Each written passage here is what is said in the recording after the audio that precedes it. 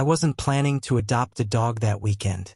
The shelter was packed, everyone moving past kennel after kennel of dogs performing for attention. Then I saw Olive, curled against the back wall, not barking, not moving, and something about her stillness stopped me cold. The parking lot was chaotic. Cars lined the dirt road for the shelter's annual adoption event. Families streaming in, kids already picking out names for dogs they hadn't met yet. Inside, the noise hit like a wave. Dozens of dogs barking, jumping against chain link, desperate to be chosen. I walked past row after row of movement. Big smiles, wagging tails, paws reaching through metal bars. Every dog was performing. Every dog except one. Olive sat at the far end, pressed against the back wall of her kennel. Thin, brown and white, a collar hanging loose around her neck like it belonged to a different dog. The laminated sign said, "Found wandering near highway." No microchip. No owner claimed it. A volunteer noticed me staring. "That's Olive," she said quietly, almost apologetically. "She came in 3 days ago. Probably dumped. She shuts down when it gets loud." I knelt down without thinking. Olive didn't move toward me, didn't wag, didn't perform. She just lifted her eyes and looked at me. Really looked, with this calm, steady awareness that cut straight through all the noise around us. No panic, no fear, just presence. Everyone else was walking past, drawn to the dogs bouncing and smiling. But I couldn't move. Something about that look, that choice to be still instead of desperate, it stopped me cold. 48 hours later, Olive was sitting in my truck, wrapped in an old sweatshirt, trembling slightly but refusing to take her eyes off me. Here's what nobody tells you about adopting a shelter dog. You walk in thinking you know what you're looking for. The happy one, the energetic one, the dog that makes everyone smile. But sometimes the dog that chooses you isn't performing at all. Sometimes they're the one sitting quietly in the back, waiting to see if you're actually paying attention. That's what Olive was doing. And what happened in the weeks after I brought her home made me realize she wasn't broken at all. She was just careful about who deserved her energy. If you've ever felt overlooked, or if you've ever walked past something or someone, thinking they weren't worth your time, stay with me. Because what Olive taught me about the ones who don't perform changed everything I thought I knew about worth. And it might change how you see the world too. I filled out the paperwork standing up. The volunteer, her name tag said, Maria, kept glancing between me and Olive like she was waiting for me to change my mind. She'd seen this before, I could tell. The impulse adopters. The ones who got swept up in the moment and returned dogs 3 days later because reality didn't match the feeling. "You sure you want to move this fast?" Maria asked, not unkindly. "We can put her on hold. Give you time to think about it. Get your house ready." I looked back at Olive's kennel. She was still sitting in the same position, watching me through the chain link with those steady brown eyes. Not hopeful, not afraid, just waiting. I'm sure, but I wasn't. Not completely. The rational part of my brain was already listing reasons to slow down. I didn't have a dog bed, didn't have food bowls, didn't have a vet lined up or any idea what kind of medical history she might be carrying. Hell, I'd come here to support a friend, not to adopt. Maria handed me a folder with Olive's intake paperwork, a coupon for a free vet exam at a clinic 2 towns over, and a small bag of the kibble they'd been feeding her. "She's been dewormed," she said, checking boxes on a form. "No vaccines yet. She just got here 3 days ago. You'll need to get her to a vet within the week." "Okay. And Philip?" She looked at me directly now. "She's gonna need patience. Dogs that shut down like this, they've usually been through something." I nodded. My friend Rachel appeared at my elbow, the one who volunteered here, the whole reason I'd shown up in the first place. She'd been helping a family with a golden retriever mix on the other side of the building. "Wait, you're actually adopting her?" Rachel's eyebrows shot up. "I thought you were just looking." "I was. Philip, You've been here 40 minutes. I know. Rachel studied Olive through the kennel door, then studied me. She's sweet, but I don't know, fragile, maybe? Are you ready for that? The question sat heavy in the space between us. Was I ready? I had no idea. But the thought of walking out and leaving Olive in that kennel, watching me go the way she'd probably watched dozens of people walk past, that felt worse than any uncertainty I was carrying. Guess I'm about to find out, I said. Maria opened Olive's kennel. The noise in the shelter hit a new pitch. A family had just brought back the hyper terrier they'd walked earlier, and 3 kennels down, a shepherd mix started howling. Olive flinched but didn't move. I knelt down, clipped the shelter's worn leash to her oversized collar, and waited.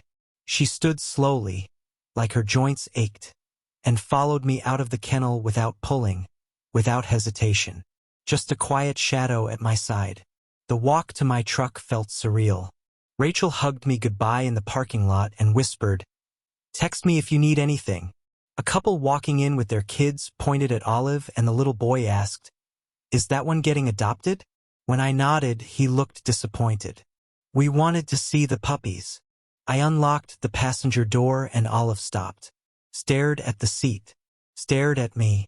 "It's okay," I said softly. "Up you go." She didn't jump. I lifted her. She was lighter than I expected, ribs too easy to feel under her thin coat, and set her gently on the seat. I'd grabbed an old gray sweatshirt from the back and draped it across her. She pushed her nose into the fabric, then looked at me and started trembling. Not shaking, trembling, like a current running under her skin. I got in the driver's side and started the engine. Olive didn't look out the window, didn't sniff around the cab. She just locked her eyes on me and didn't let go. Even when I pulled onto the main road. Even when we stopped at the red light 2 miles from the shelter. Just watching. It should have been comforting. It wasn't. There was something almost unnerving about the intensity of it. Like she was memorizing me. Like she was waiting for me to disappear. "You're okay?" I said aloud, more to fill the silence than anything else. "We're going home." Her ears twitched, but she didn't move. The drive took 20 minutes. I tried to focus on the road, on the plan forming in my head. Stop at the pet store, grab a bed and some bowls, maybe a toy or two. But every time I glanced over, Olive was still staring, still trembling under that sweatshirt. By the time I pulled into my driveway, doubt had started creeping in around the edges. What if Maria was right? What if this was too fast? What if Olive needed someone more experienced, someone who knew what they were doing with traumatized dogs? What if I'd just made a massive mistake and wouldn't realize it until it was too late? I turned off the engine. Olive's trembling slowed but didn't stop. "All right," I said quietly. "Let's see what happens." I opened my door. She tensed. I walked around to her side, opened the passenger door, and she finally broke eye contact. Just long enough to look at the house, the unfamiliar yard, the wide open space around her. Then she looked back at me and waited. I lifted her down and she pressed immediately against my leg. Not jumping, not exploring, just standing there, solid and small and shaking, like I was the only fixed point in a world that had already proven it could collapse without warning. I unlocked the front door and stepped inside. Olive followed, one careful step at a time. She made it 3 feet into the entryway and stopped. Then she lay down, right there on the hardwood, facing the door. I stood watching her for a long moment, my hand still on the doorknob. Was this the beginning of something good, or had I just brought home a dog too broken to ever really trust again? Olive didn't move from that spot for 4 hours. I set up a dog bed in the living room. A simple gray cushion I'd picked up at the pet store on the way home. Placed it near the couch where she could see me. She didn't look at it. I filled a stainless steel bowl with water and set it on the kitchen floor. She watched me do it but stayed exactly where she was, curled against the wall by the front door, her body angled so she could see both me and the exit.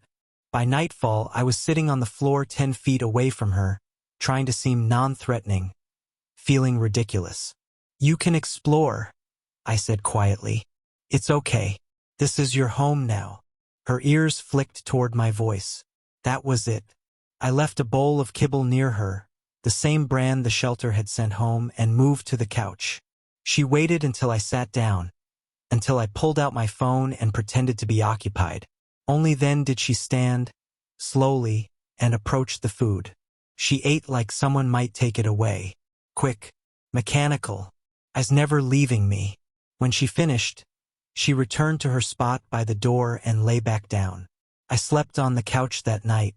Didn't seem right to leave her alone on her first night, and I had a feeling if I disappeared into the bedroom, she'd panic. Around 2 in the morning, I woke to check on her. She was awake, still in the same position, just watching the door. The next morning didn't get better. Olive followed me to the kitchen when I made coffee, but she moved like a shadow, silent, hesitant, always 3 steps behind. When I opened the back door to let her outside, she froze on the threshold and wouldn't cross it until I stepped out first. She relieved herself quickly, efficiently, and bolted back inside the moment I called her. Then she went back to the spot by the front door and slept for 6 straight hours. I started to notice things that second day. The way her breathing seemed shallow, even in sleep. How she startled when the neighbor's car door slammed. The fact that she hadn't made a single sound since I brought her home. No whining, no barking, not even a sigh. My friend Derek stopped by that afternoon. He'd texted asking how the new dog was doing, and I'd said fine, but something in my reply must have sounded off because he showed up with a 6-pack and a bag of dog treats. "Where is she?" he asked, stepping inside. I pointed to the entryway. Olive was awake but hadn't moved. Derek crouched down, extended a hand. "Hey there, girl." Olive's eyes tracked him, but she didn't approach, didn't wag. Derek waited a beat, then stood back up, his smile fading slightly. "She always this still?" "Pretty much." He watched her for another moment, then followed me to the kitchen. Kept his voice low. "Philip, I don't want to be that guy, but is she okay? Like, health-wise?" "I think so. She has a vet appointment Friday. She just seems." Derek trailed off, choosing his words carefully. "She seems really shut down, man. More than normal sheltered dog shy." I felt something tighten in my chest. I know. Maybe she's older than they said. Or maybe... He stopped himself. "Maybe what?" Derek shrugged, uncomfortable. "I don't know.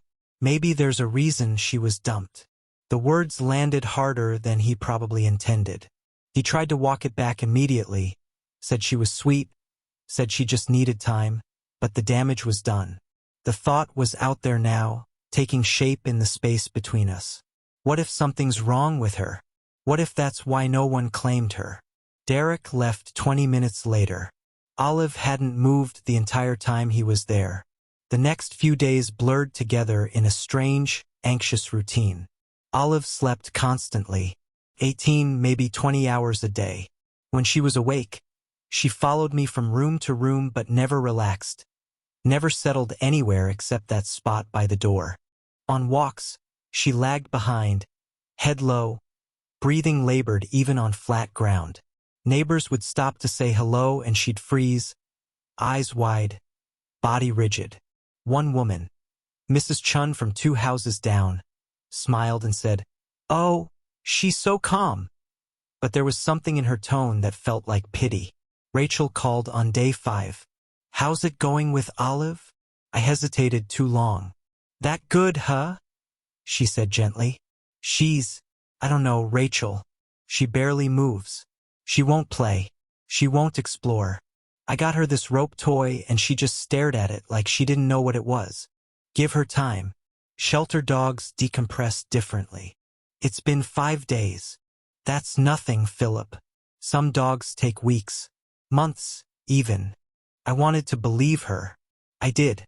But sitting there on my couch, watching Olive sleep for the 6th hour straight, barely breathing, I couldn't shake the creeping feeling that this wasn't normal decompression.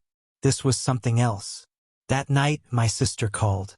She'd seen the photos I'd posted of Olive and wanted details. I told her about the adoption, about the first few days. I kept my voice light, upbeat. "She sounds perfect for you," my sister said warmly. "Quiet, low maintenance." "Yeah," I said, watching Olive's chest rise and fall in slow, shallow movements. "Perfect."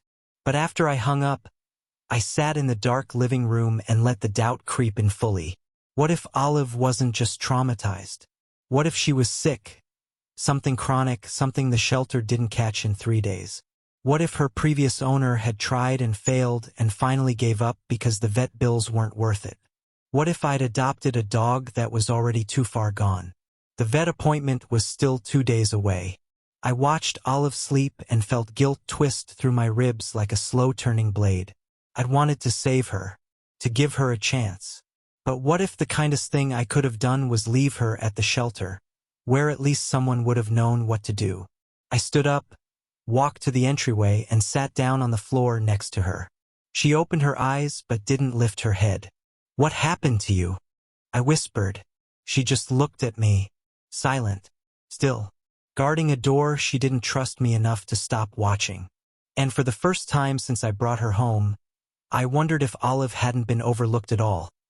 If maybe she'd been abandoned because someone else had already realized what I was just beginning to fear, that some things are too broken to fix.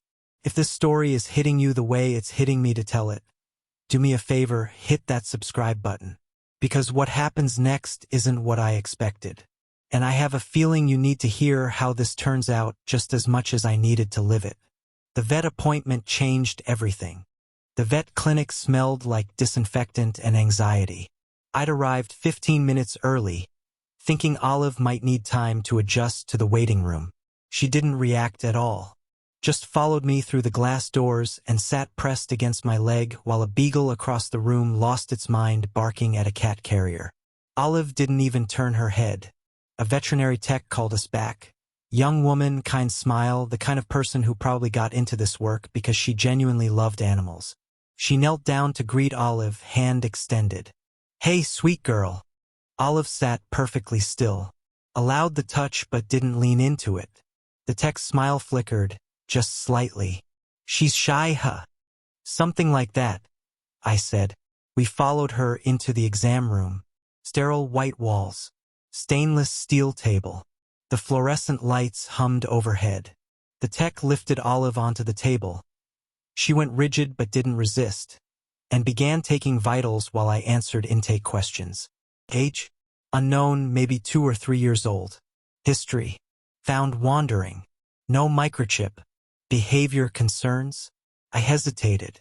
She's very still. Sleeps a lot. Doesn't play. Doesn't really explore. The tech nodded, writing notes. "How long have you had her?" "A week." Could just be decompression. Shelter dogs need time. I'd heard that before. It was starting to feel like a script everyone read from to avoid saying what they were actually thinking. The tech finished her notes and said Dr. Patel would be in shortly. Then she left, and it was just me and Olive in that too-bright room, waiting. I studied Olive on the table. She was standing now, perfectly balanced, not moving. Her eyes tracked the door, the cabinets, the window, me. Always calculating. Always watching. "You're okay?" I said quietly, more to fill the silence than anything. Her ear twitched. The door opened and Dr. Patel walked in, mid-40s. Graying hair pulled back, wire-rimmed glasses. The no-nonsense energy of someone who'd seen everything twice. She washed her hands at the sink, dried them, then turned to Olive. "So this is our mystery girl." She approached slowly, let Olive sniff her hand, then began the examination. Temperature, heart rate, lungs. She palpated Olive's abdomen, checked her teeth, her ears, her eyes, ran her hands along Olive's ribs, too prominent, and down her legs. Olive stood through all of it. Compliant, calm, unnervingly so. "She's underweight," Dr. Patel said, stepping back. "About 8 to 10 pounds under where she should be. You can see the muscle wasting here." She gestured to Olive's hindquarters. "And her coat's dull. Poor nutrition over an extended period. My stomach dropped. How extended? Months, likely. This didn't happen in a few weeks. I watched Olive stand there, silent, and felt something cold settle in my chest. Is it something serious? Like a disease or... Dr. Patel shook her head. Her blood work will tell us more, but physically, I'm not seeing signs of major illness. No fever. Heart sounds good. Lungs are clear. She paused, choosing her words. What I'm seeing is consistent with prolonged stress and neglect. Stress. Dogs that experience chronic stress, whether from abandonment, instability, lack of food, harsh living conditions, their bodies essentially go into survival mode. Everything shuts down to conserve energy. Sleep increases. Activity decreases. They become hypervigilant. She looked at Olive, something softening in her expression. It's not a personality. It's a coping mechanism. I felt like I'd been holding my breath for a week and just now remembered how to exhale. So she's not broken? Dr. Patel turned to me fully. Broken? No. She's adapted. She moved back to Olive, ran a gentle hand down her back. Dogs like this, they learn very quickly that being quiet, being still, being invisible keeps them safe. It's not weakness. It's intelligence. She lifted Olive's chin gently, looked into her eyes. She didn't stop being a dog, Philip. She learned how to disappear. The words hit me like a physical thing. I stared at Olive, and suddenly everything I'd been seeing as emptiness looked different. The stillness wasn't shut down. It was strategy. The watching wasn't paranoia. It was assessment. She'd been reading me this whole time, trying to figure out if I was safe. Dr. Patel drew blood for the panel, prescribed a high-calorie supplement to help with weight gain, and recommended small, frequent meals to rebuild her strength. She walked me through what recovery might look like. Slow, non-linear, measured in small victories rather than dramatic transformations. The physical part will heal faster than the emotional part, she said, handing me the paperwork. But she chose you for a reason. Dogs know. I wanted to believe that. Wasn't sure I did yet. We walked back to the truck. Olive jumped in on her own this time, still hesitant but less so. I sat in the driver's seat and didn't start the engine right away. Olive looked at me, that same steady gaze. But this time I saw it differently. Not as emptiness, as evaluation. Are you safe? Can I trust you? Will you leave? I reached over slowly and rested my hand on the seat between us. Olive looked at it, looked at me. Then, after a long moment, she lowered her head and rested her chin on my palm. It was the first time she'd initiated contact. I felt something crack open in my chest. Relief and heartbreak braided so tightly together I couldn't separate them. You're okay, I whispered. We're going to figure this out. She didn't move, just stayed there, chin resting on my hand, eyes half closed, breathing slow and even for the first time since I'd brought her home. And I realized something that should have been obvious from the start. Olive wasn't broken. She was careful. But if her stillness wasn't weakness, if it was survival, then what had she survived that taught her disappearing was the only way to stay safe? The first room Olive explored was the kitchen. Not all at once. Not with curiosity or excitement. She simply followed me in one morning while I made coffee, and instead of staying in the doorway like she'd done every other day, she took 3 steps further inside. I pretended not to notice, kept my movements slow, predictable, poured water into the coffee maker, opened the cabinet for a mug. Olive stood near the refrigerator, statue still, watching me. Then her nose twitched. She took another step, sniffed the air near the stove. I held my breath. She looked at me, as if checking whether this was allowed, then lowered her head and sniffed the baseboards along the wall. 10 seconds of investigation. Then she walked back to the living room and lay down in her spot. But it was a start. Over the next 2 weeks, Olive mapped the house in careful increments. The living room took 3 days. She'd venture a few feet from her usual spot, Pause, assess, then retreat. Eventually she made it to the couch, sniffed the cushions, looked at me. "You can get up if you want," I said. She didn't. Not that day. But the next morning, I woke up to find her lying on the floor directly beside the couch, close enough that her body was pressed against the base. Progress without spectacle. The hallway came next. She followed me to the bathroom one evening, stopped at the threshold, and peered inside like she was checking for traps. I brushed my teeth. She watched. When I walked back out, she followed. The bedroom took the longest. For nearly a week, Olive would walk to the doorway and just stop, stare inside, turn around and leave. I didn't push. Dr. Patel had said recovery would be nonlinear, measured in small victories. This was Olive's timeline, not mine. Then one night, after I'd already gone to bed, I heard the soft click of nails on hardwood. I opened my eyes. Olive stood in the bedroom doorway, barely visible in the darkness. "Hey!" I whispered. She didn't move. I patted the floor beside the bed. "It's okay." She took one step inside, then another. She made it halfway across the room before lying down on the floor, facing the door like always, but inside the room now. Inside my space. I fell asleep listening to her breathe. The tail wags started around week 3. Not excited wags.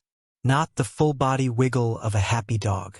Just small movements, uncertain, like she was remembering how. The first time, I'd just come home from a grocery run. Olive met me at the door, still guarding it, but now she stood when she heard my keys instead of just lying there. I walked in, set the bags down and said, "Hey, Olive." Her tail moved. 3 small sweeps, then stopped. I froze. "Did you just?" She looked at me, ears forward, and her tail moved again. Tentative. Testing. Something warm flooded my chest. "Good girl," I said quietly, kneeling down. She didn't come closer, but she held eye contact, and her tail kept moving. I started noticing other changes. Olive ate without watching me now. She'd drink water in the middle of the day instead of waiting until I left the room. On walks, she'd occasionally lift her head to sniff the air, and once, just once, she tugged gently on the leash toward a patch of grass she wanted to investigate. She was still careful, still quiet, but the edges were softening. What I didn't expect was how much she noticed about me. Started small. I'd have a rough morning, oversleep, spill coffee, get stuck in an email thread that made my shoulders tense, and Olive would appear at my side, not asking for anything, just sitting there, solid and warm, pressed against my leg. At first I thought it was coincidence. Dogs do that. They follow their people. But it kept happening. One afternoon, I got a call from my sister. Mom had fallen, nothing serious, but she was in the hospital for observation. I hung up feeling that specific kind of helpless that comes from being too far away to do anything useful. I sat on the couch, phone still in my hand, staring at nothing. I didn't cry, didn't make a sound. But within 30 seconds, Olive was there. She climbed onto the couch, something she'd only done twice before, and pressed her entire body against my side. Not demanding attention, not asking to be petted, just there, grounding. I put my hand on her back and she stayed like that for over an hour. Didn't move, didn't fidget, just breathed, slow and steady, like she was trying to regulate mine.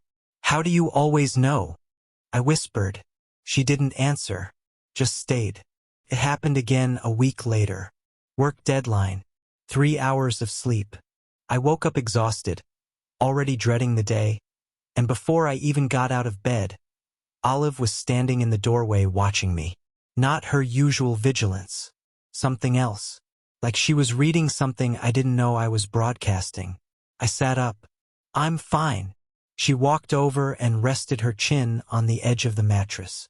Her eyes, those steady brown eyes that had unsettled me at first, looked at me with something I couldn't quite name. Not pity, not concern. Recognition. I reached out and scratched behind her ear, and for the first time she leaned into the touch. Actually leaned. Pressed her head into my palm like she was trying to absorb whatever tension I was carrying.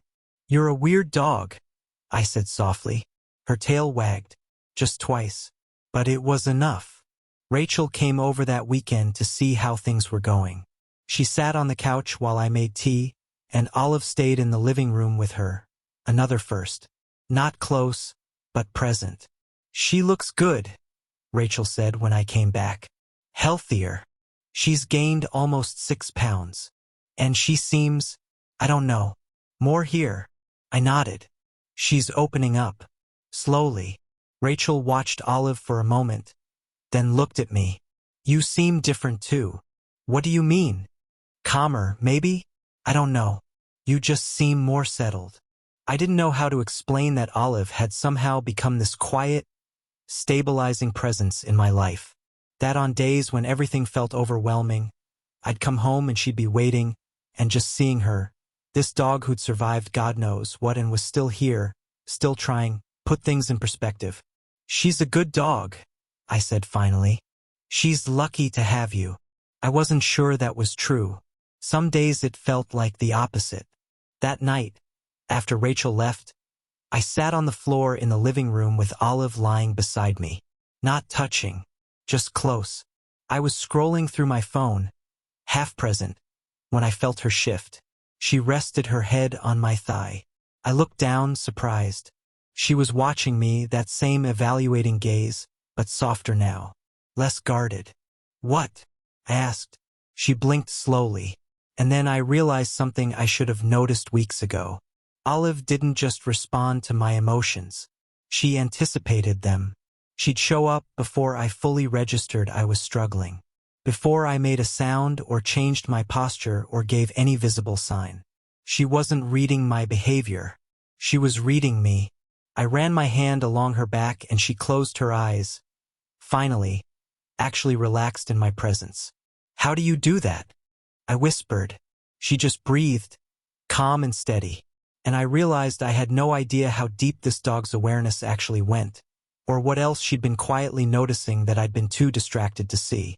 The email came through at 11:47 p.m. on a Thursday. Project delayed. Client unhappy. Conference call scheduled for tomorrow morning to discuss concerns. Corporate speak for someone's about to get blamed, and the person writing the email wanted to make sure it wasn't them. I read it 3 times, sitting at my kitchen table with my laptop casting blue light across the dark room. My coffee had gone cold hours ago. Outside, rain tapped against the windows in an uneven rhythm that should have been soothing but just felt invasive. I closed the laptop harder than I meant to. This project had already consumed 6 weeks of late nights and weekend work. I'd done everything they'd asked for, hit every deadline, accommodated every revision, smiled through every quick question that turned into an hour-long call. And now, apparently, it still wasn't enough.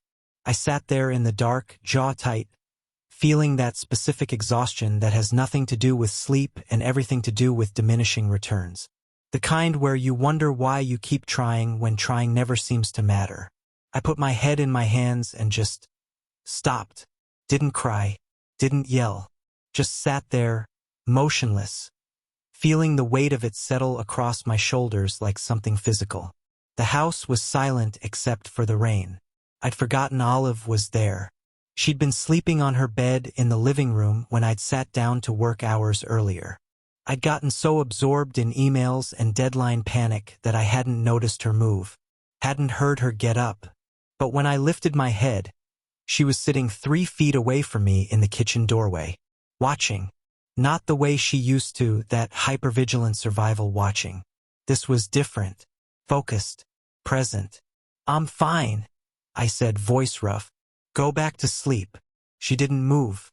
I turned away, stared at the closed laptop, tried to summon the energy to care about tomorrow's call, about the project, about any of it. Came up empty.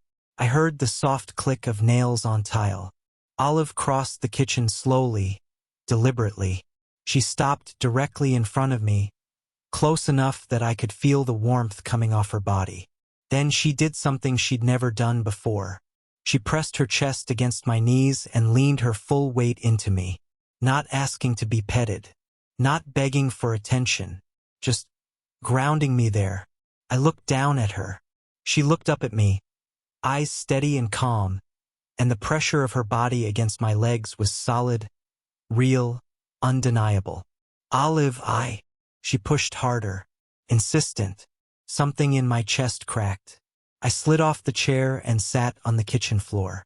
The tile was cold through my jeans, but I didn't care. Olive immediately adjusted, pressing her side against mine, her head resting on my thigh. Not moving, not fidgeting, just there. "I'm okay," I whispered, but even I didn't believe it. Olive exhaled. A long, slow breath that seemed to say she knew better. I rested my hand on her back and she leaned harder into me, like she was trying to transfer some of her stillness, her calm, into my body through sheer proximity. The rain kept falling. The kitchen stayed dark. My phone buzzed twice on the table, probably more emails I didn't have the capacity to read. Olive didn't react to any of it. She just stayed, solid and warm and unmoving, her breathing slow and rhythmic. Minutes passed. 5, 10, 20. My jaw unclenched. My shoulders dropped. The knot in my chest that had been tightening all day started to loosen, just slightly. I wasn't okay. The work situation wasn't okay. Tomorrow's call was still going to be brutal. But sitting there on the cold kitchen floor with Olive pressed against me, I felt held, not fixed, not solved, just less alone.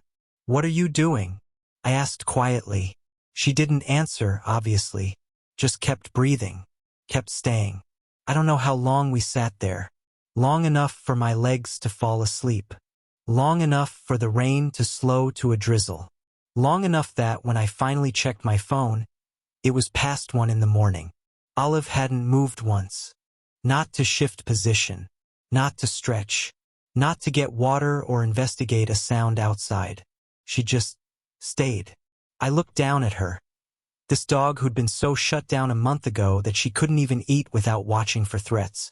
This dog who'd learned that disappearing was safer than being seen. And now here she was, choosing to be present. Choosing to press herself against me. Choosing to stay when every instinct she developed told her that staying was dangerous. "You didn't have to do this," I whispered. Her ear twitched, but she didn't lift her head. I ran my hand slowly down her back, feeling the rise and fall of her breathing, and something shifted in my understanding. This wasn't a dog seeking comfort. This was a dog offering it. Olive hadn't climbed onto the couch because she wanted to be near me. She'd climbed up because she knew I needed her to. She hadn't pressed against me in the kitchen because she was scared or lonely. She'd done it because but I hadn't asked for help. Hadn't called her over. Hadn't given any command or cue. I'd just been sitting there, silent, trying to hold it together. And somehow she'd known. The realization settled over me slowly, like something I should have seen weeks ago but had been too close to notice. Olive wasn't just observing me. She was reading me at a level I didn't fully understand. She responded to things I hadn't spoken aloud. Things I hadn't even fully felt yet.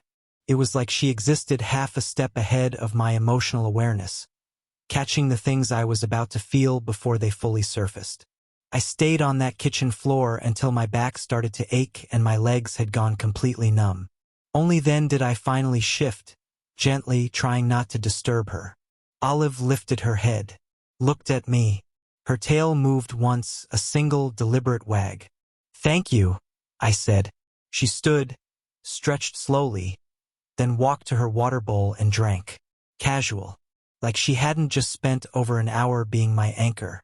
I pulled myself up using the table, wincing as feeling returned to my legs. Tomorrow would still be hard. The work situation wouldn't magically fix itself. But something had changed in that kitchen. I walked to the living room and sat on the couch. Olive followed, and for the first time since I'd adopted her, she jumped up beside me without hesitation. She curled against my side, head resting on my leg, and closed her eyes. I sat there in the dark, hand on her back, listening to her breathe. And I wondered, if Olive could sense my emotional states before I fully registered them myself, what else had she been reading that I'd been too distracted to see? What else did this dog understand that I was only beginning to realize? I know some of you watching this have a dog who does this, who just knows when you're struggling, who shows up without being called. And if you do, you know this isn't just a cute dog story. This is about something deeper. Subscribe if you want to see where this goes. Because the moment I finally understood what Olive was actually doing, it broke me wide open. The parking lot looked exactly the same. Cars lined the dirt road, families streaming toward the shelter entrance, kids already tugging on their parents' hands. Another adoption event. Same weekend energy. Same hope and chaos blending together under the late autumn sun. I sat in my truck for a moment, hand on the key in the ignition, not quite ready to get out. Olive sat in the passenger seat, looking out the windshield with calm interest. No trembling, no rigid tension. She glanced at me, tail wagging slightly, then looked back at the building. She didn't remember this place. Or if she did, it didn't hold the same weight for her that it held for me. "Ready?" I asked. Her tail wagged again. I clipped her leash. A proper one now, not the frayed shelter loner, and we walked across the parking lot together. Olive stayed close but not pressed against me. Confident, present. The doors opened and the noise hit immediately. Barking, whining, the metallic clang of gates. Volunteers calling out over the chaos. Children's laughter mixing with dogs' desperate pleas for attention. I braced for Olive to freeze, to shut down the way she had the first time.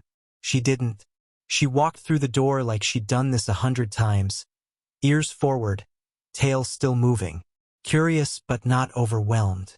I felt something tighten in my chest. Pride, maybe, or disbelief at how far she'd come. Maria was at the front desk, same name tag, same kind smile. She looked up and her eyes widened. "Philip," and, "Oh my God, is that Olive?" "It is." Maria came around the desk, crouching down. "Look at you. You look amazing." Olive sniffed her hand, then allowed the petting without hesitation. Maria looked up at me, genuine warmth in her expression. "I was hoping you'd make it work. Not everyone does." "She made it easy," I said, and meant it. Maria stood, gesturing toward the kennels. "You here to donate? We've got a wish list if... Actually, I just wanted to walk through, if that's okay." She studied me for a moment, then nodded. "Of course. Take your time." Olive and I walked down the same aisle I'd walked 3 months earlier. The dogs were different, but the energy was identical. Jumping, barking, paws reaching through chain link, each one fighting to be seen. A golden mix spun in circles, tail a blur. A terrier bounced like it was spring-loaded. A pit bull puppy pressed its face through the gaps in the gate, tongue lolling, pure unfiltered joy radiating from every movement. Families stopped at each kennel. A couple pointed at the golden, already filling out paperwork. 2 kids squealed at the puppy, dragging their dad closer. Everyone moved past the quiet ones. I saw it happening in real time, the same pattern I'd been part of months ago. Eyes sliding over the dogs who weren't performing. The ones sitting calmly or lying down. The ones who'd learned that stillness was safer than hope. Near the end of the row, I stopped. A small black dog sat at the back of her kennel. Mixed breed, maybe terrier and something else. She wasn't cowering, wasn't sleeping, just sitting there watching the chaos with dark, intelligent eyes. Her kennel card said her name was Pepper. Found as a stray. No microchip. Estimated age 3 years. 3 weeks at the shelter. I knelt down. Pepper looked at me but didn't approach. Didn't perform. Just assessed the same way Olive had. Olive moved closer to the kennel, sniffing through the gate. Pepper stood then, walking forward slowly, and the 2 dogs touched noses through the chain link. Something passed between them. some recognition I couldn't name. A family walked past, mom, dad, two elementary-age kids. One of the kids pointed at Pepper's kennel. "What about that one?" The mom glanced over, barely slowing. "She's too small, honey. And she doesn't look very energetic." They kept walking. I felt it like a punch to the chest.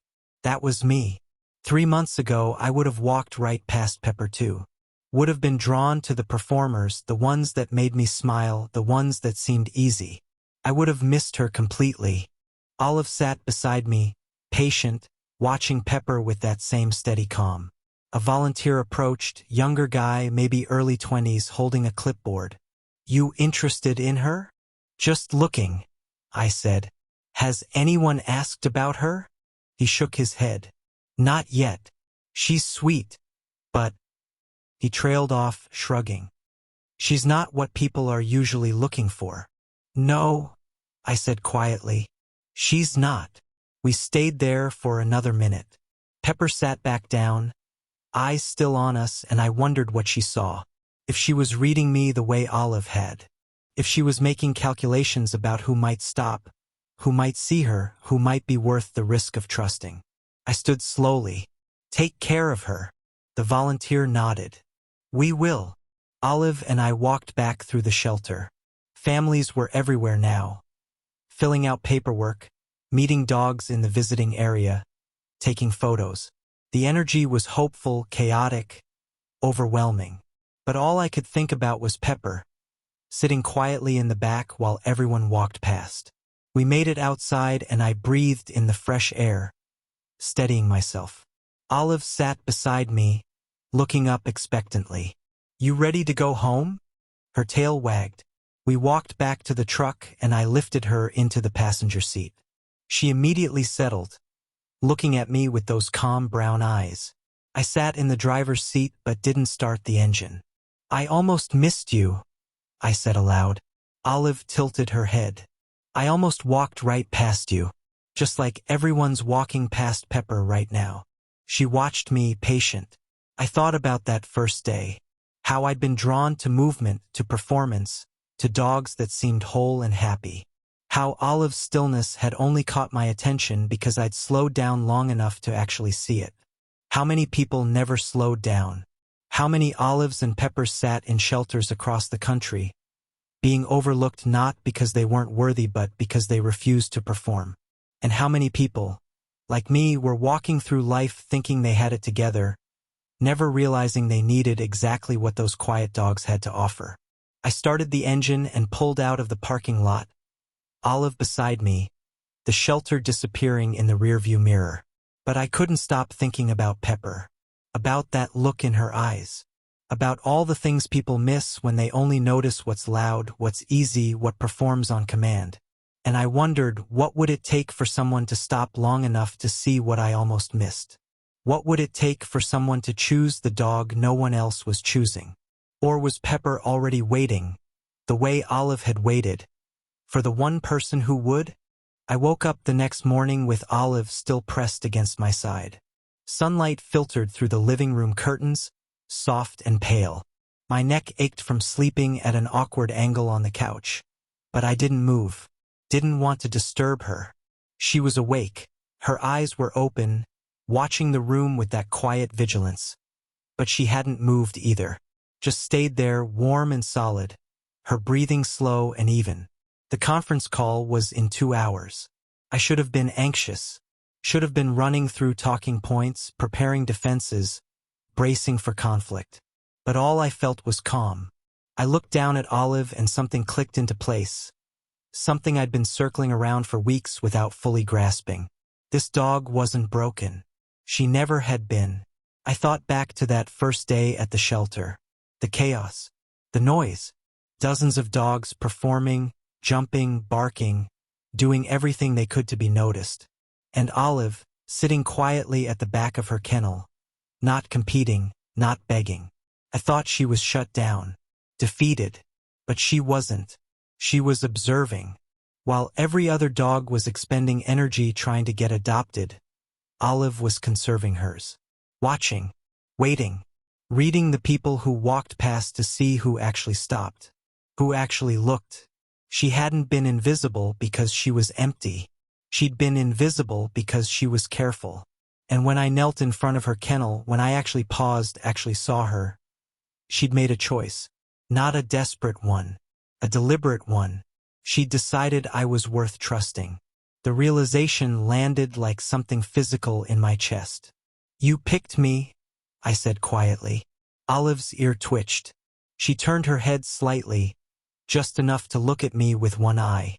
"I thought I was choosing you. But you were choosing me the whole time, weren't you?" She blinked, slow and deliberate. I thought about the past 6 weeks.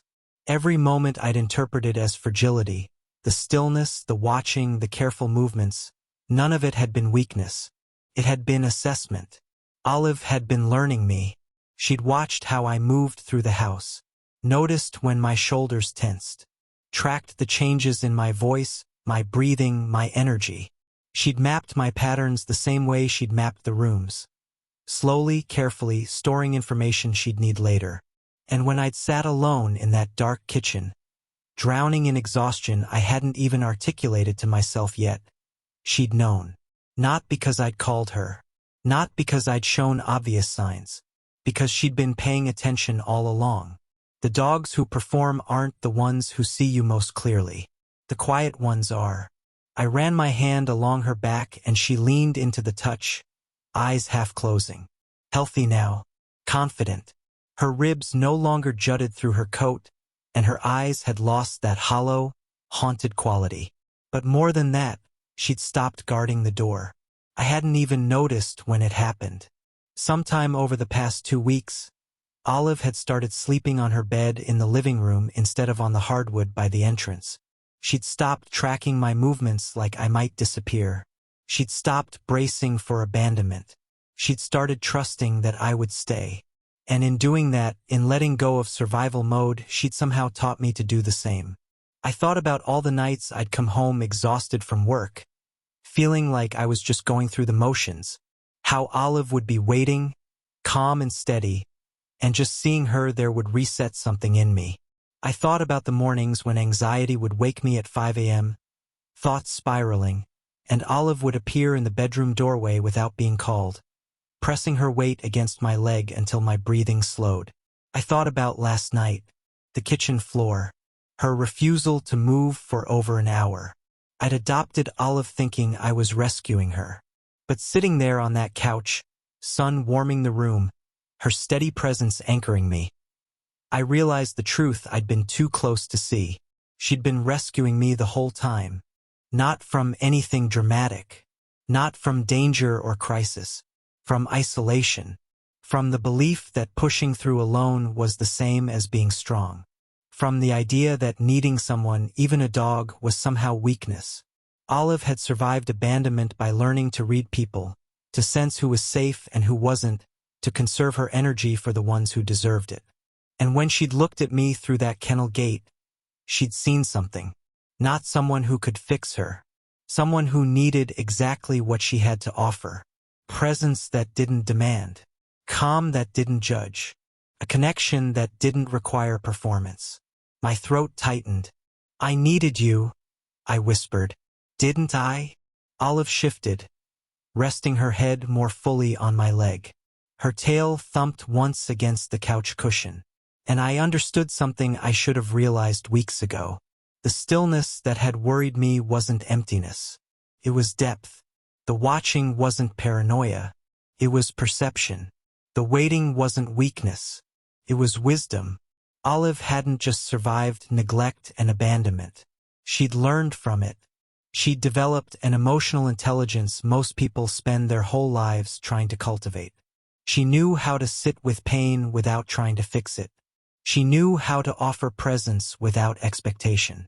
She knew how to stay when staying was the hardest thing to do.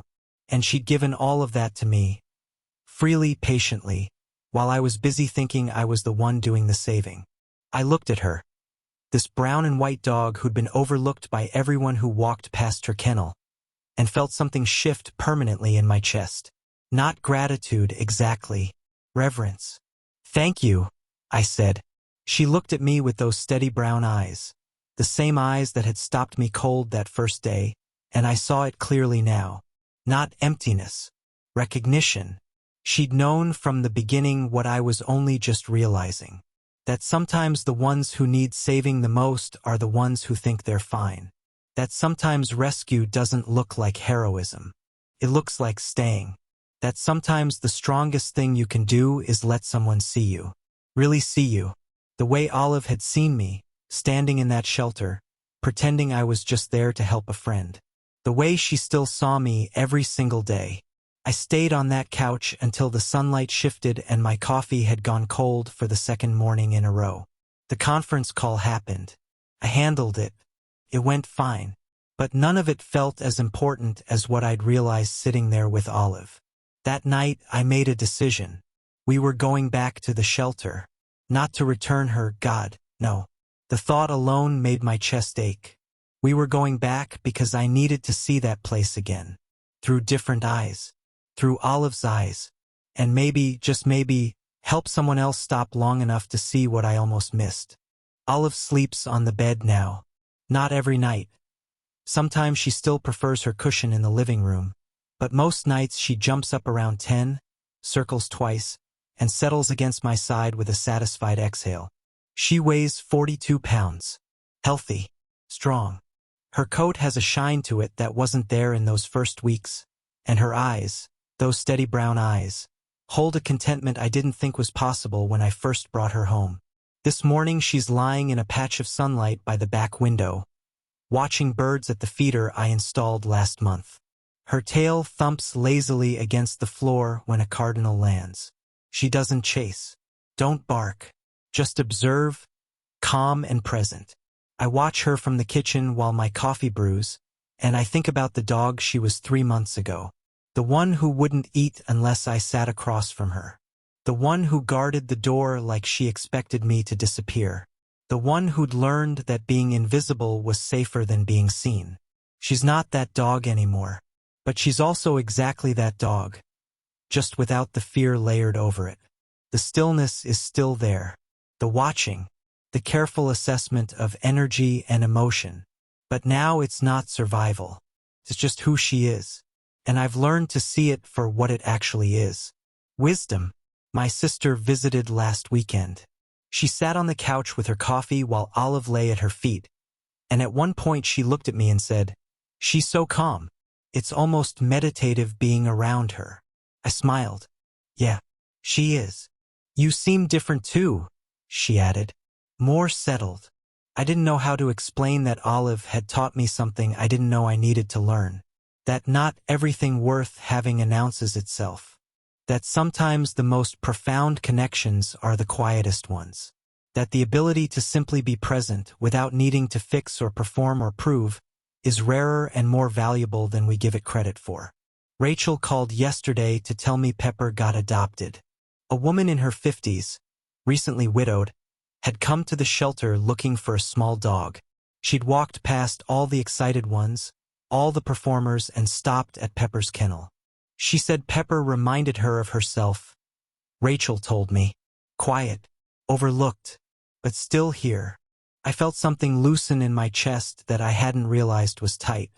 "That's good," I said. "That's really good. You helped, Rachel added. "Maria said you stopped at Pepper's kennel." One of the other volunteers saw and started mentioning her more to visitors. Sometimes all it takes is one person paying attention. One person stopped. One person seeing. I think about that a lot now. How many times have I walked past something, or someone, because they weren't performing, because they weren't asking for my attention in ways I expected? How many Olives exist in the world, waiting quietly, not because they're empty but because they're careful? And how much am I missing by only noticing what's loud? Olive stands, stretches, and walks over to where I'm sitting. She rests her chin on my knee and looks up at me with those eyes that stopped me cold in a chaotic shelter 3 months ago.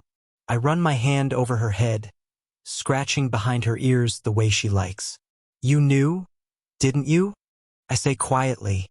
"That first day. You knew I needed you." Her tail wags once. I'd gone to that shelter thinking I might help. Thinking if I adopted a dog, it would be an act of kindness, of rescue. I'd been so focused on what I could give that I never considered what I might receive. But Olive had known. She'd sat in the back of that kennel watching people walk past, waiting, not for anyone, but for the right one. For someone who would stop. For someone who would see past the performance to the depth underneath. For someone who needed what she had to offer, even if they didn't know it yet. And when I knelt in front of her gate, when I actually looked at her instead of past her, she made a choice. She chose me, not because I was special or different or better than anyone else who'd walked through that shelter, but because at that moment I was paying attention. And that was enough. I think about all the times since then that Olive has shown up for me. The kitchen floor, the couch at 2 a.m., the mornings when my anxiety was a live wire and she pressed against me until it quieted. She didn't fix anything, didn't solve my problems or make them disappear. She just stayed. And in staying, she taught me that sometimes the most powerful thing you can offer someone isn't a solution. It's presence. It's the willingness to sit with them in the hard moments without trying to change them or rush them through it. It's the kind of deep, attentive awareness that says, I see you. I'm here. You're not alone. Olive had learned that in the worst way possible, through abandonment, through neglect, through having to disappear to survive. But instead of letting it hollow her out, she'd turned it into a gift. She'd become the kind of presence she probably wished someone had been for her. And she'd given it to me freely, patiently, while I was still figuring out what I actually needed. I look at her now, healthy and whole and deeply content, and I feel a gratitude so profound it sits like a weight in my chest. Not because she performed, not because she was easy, but because she waited, because she refused to beg or perform or compromise who she was just to be chosen. Because she sat quietly in the back of that kennel and trusted that eventually someone would see her. And I almost didn't. I almost walked right past. The dogs who don't perform aren't broken. They're not less worthy. They're not waiting to be fixed. They're survivors who've learned that their worth doesn't depend on how loud they are or how well they entertain. They've learned to conserve their energy for the people and moments that actually matter. They've learned to watch, to assess, to choose carefully. And when they finally do choose, when they finally offer their trust, their presence, their steadiness, it's not a desperate act. It's a gift. Olive shifts, settling more fully against my leg, and closes her eyes. Outside, the cardinal returns to the feeder. The sunlight shifts across the floor. The world keeps moving, loud and chaotic and demanding. But in this moment, in this room, there's just stillness, just presence, just a dog who once sat in the back of a kennel, refusing to perform, waiting for someone to actually see her, and a person who almost missed her entirely. I rest my hand on Olive's back and feel her breathing, slow and steady, and I wonder, how many other Olives are out there right now, sitting quietly, being overlooked, not just in shelters, but everywhere. How many people have we walked past because they didn't demand our attention? How many profound connections have we missed because we only noticed what was loud, what was easy, what performed on command? Olive opens one eye and looks at me, and in that look, I see everything she's taught me. That value doesn't require performance. That stillness isn't emptiness. That sometimes the ones who wait quietly are the ones who see us most clearly. Olive didn't need saving, but she saved me anyway, not by being loud or dramatic or demanding, just by being exactly who she was, and trusting that eventually that would be enough. If Olive's story made you stop and think about who or what you might be overlooking in your own life, if it made you see stillness differently, or patience differently, or worth differently, then subscribe. Because I'm going to keep telling stories about the ones who don't perform. The ones who wait quietly, the ones we almost miss. And I think you're exactly the kind of person who needs to hear them.